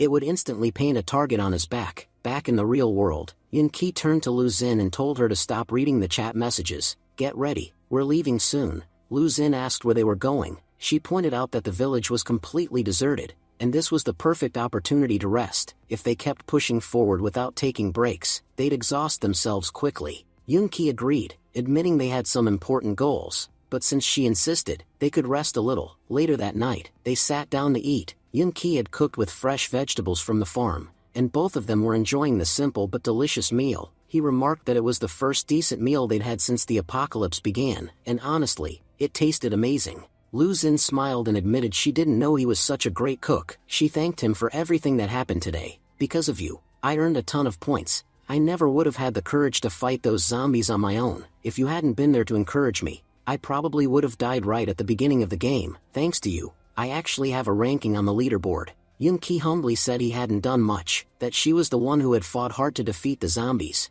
But Lu Xun knew the truth. Even though Yun-ki said he was just training her, in reality, he had protected her during every tough moment. Surviving here had been incredibly difficult for her, and she knew she wouldn't have made it this far without him. Thanks to Yun-ki, she had climbed the rankings. Being with him felt like a blessing. As they stood up again, Lu Xun sighed, saying she was completely exhausted. Since they finally had a bit of free time, and there was no telling if they'd get another chance. She decided to go take a shower. Yoon-ki responded, saying he could understand her relief, but raised an eyebrow as he asked if she was seriously talking about showering, right in front of a young man. Didn't she feel even a little nervous that he might try something? Blushing slightly, Lu Xin replied that, to be honest, she didn't feel scared of him at all, and considering the ongoing apocalypse, where zombies could ambush them at any time, she reasoned that having two people in the shower together might actually be safer, and besides, even if he tried something, she wouldn't necessarily stop him. Yoon-ki quickly brushed it off, telling her to go ahead without him. He didn't need a shower right now. Lu Xin pouted and asked if he was getting shy. Yoon-ki denied it, saying that if anything, he was actually planning to reward Dolly for all the help he'd given them today,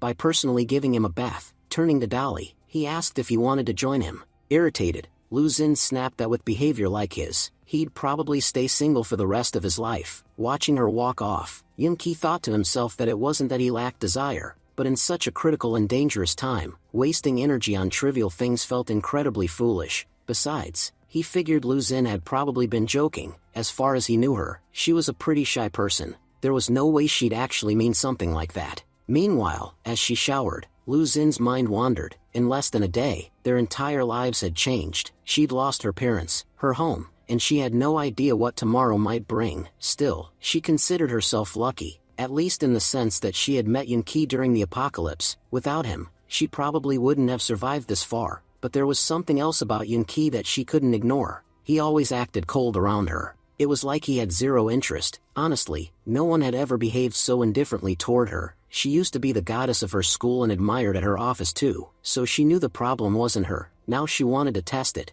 Was he really not interested in her at all? 10 minutes later, Lu Xin stepped out of the shower, dried and changed. She called out to Yoon-ki, saying she was done and asked if he wanted to go next. But when she looked around, she saw that Yoon-ki had fallen asleep, curled up next to Dolly. Lu Xin stared in disbelief. This guy really was something else. At this rate, he'd probably end up spending his entire life with a dog. The scene then shifted to 4 a.m. Noticing the lights were on, Lu Xin asked aloud if Yoon-ki had already woken up. As she stepped out, she saw him up and moving. Yoon-ki, it's only 4 in the morning. Why are you up so early? Yoon-ki looked over and said, finally, you're up too. Hurry up and come help me. Lu Xin, confused, asked what exactly he was packing for. Yoon-ki explained that the mission they came here for was already done, and today, they were heading to the capital. Shocked, Lu Xin asked if he had lost his mind. She pointed out that they had tons of supplies at the farm. They could survive for a long time here, and the place was incredibly safe. Leaving all of that behind, especially for the capital, a place full of unknown threats and crowded with people, was incredibly dangerous. Yoon-ki calmly agreed that the capital had a massive population,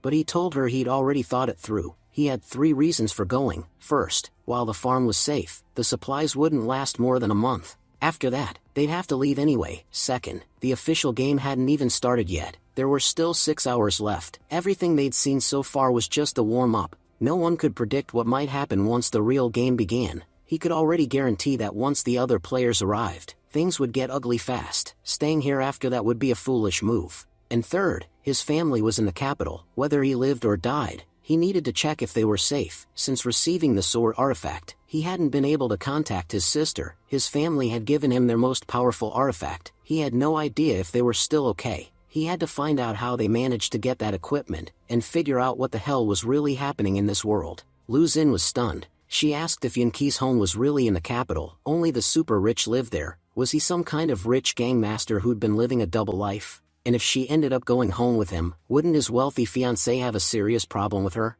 Panicking, she muttered that she was already in too deep. His fiancé would probably plot 1,000 ways to get rid of her. Yoon-ki listened silently, thinking how scary Lu Xin's imagination could be. If she ever wrote a novel, she could probably churn out 100 chapters without breaking a sweat. Still, everything she guessed was true. He was from a wealthy family. And yes, he did have a rich fiancé, one he didn't particularly like, but she'd definitely caused trouble for Lu Xin. Finally, he spoke up. Lu Jin, stop overthinking and get over here. Help me finish packing. We need to leave before the game officially begins. Later, they had finished packing and making final preparations. Yoon-ki stated that they were finally ready to leave. They had enough rations and water to last for a while, and all the equipment needed to set up camp was secured. Yoon-ki even mentioned that he had loaded his motorcycle into the car, explaining that it often came in handy during combat. In an emergency, It could be a critical tool for escape. Everything was now ready. With just an hour left before the official start of the game, Yun-Ki urged that they should head out immediately, but just as they were about to depart, a system pop-up appeared before them. The system addressed the NPCs directly, acknowledging their exceptional performance and ability to survive thus far. It stated that their capabilities had been proven, but also announced a major update to the game's rules. Lu Xin, stunned, wondered aloud what kind of new rule could possibly be introduced now. Yun-Ki felt a sinking dread, thinking to himself that whatever was coming next wouldn't be good. The system declared that from this moment on, all players could join a faction. There were now 2 factions available within the game, the player faction and the human faction. Yun-Ki commented skeptically that the game was clearly setting up another trap. The system continued, explaining that only 10 out of every 100 NPCs would be allowed to join the player faction. If more than 10 NPCs tried to join, selection would be based on who had the highest points. Joining the player faction came with enticing rewards. Instead of earning minor points by defeating monsters, members of this faction would receive the full points of any NPC they eliminated.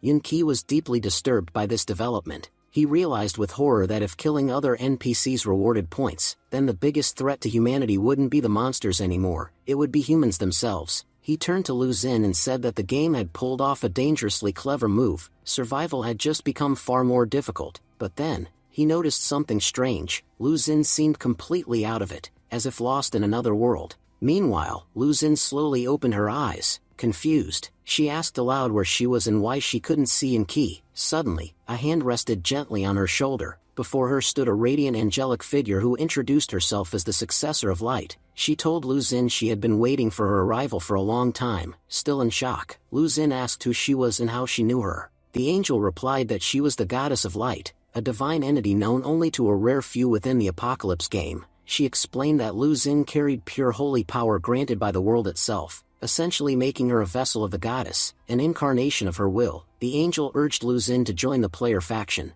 The Temple of Light was waiting for her. Darkness was spreading across the world, and only light had the power to destroy it. And that light, the angel said, resided within Lu Xin. Only she had the strength to save humanity. Lu Xin hesitated, unsure if she truly had the power to protect her people. She pointed out that joining the player faction meant betraying those very people. The angel acknowledged her doubts and said that many heroes never stand in the spotlight. Some work from the shadows, and Lu Xin was meant to be one of them. Even if the world saw her as a traitor, her actions would bring light to all. The angel left her with a question. Was she ready to take on the responsibility of saving humanity? The fate of the world now rested in her hands. Suddenly, Lu Xin snapped back to reality. Yun-Ki called out to her, concerned, asking where she had drifted off to and why she wasn't responding. Lu Xin looked around in surprise, relieved to see Yun-Ki right beside her. She responded that she had just been lost in thought, but internally, Lu Xin remembered the angel's warning, not to reveal her existence to anyone. If she did, humanity's last hope might be lost. She realized she had to join the Temple of Light and stick to the plan, even if it meant becoming the villain.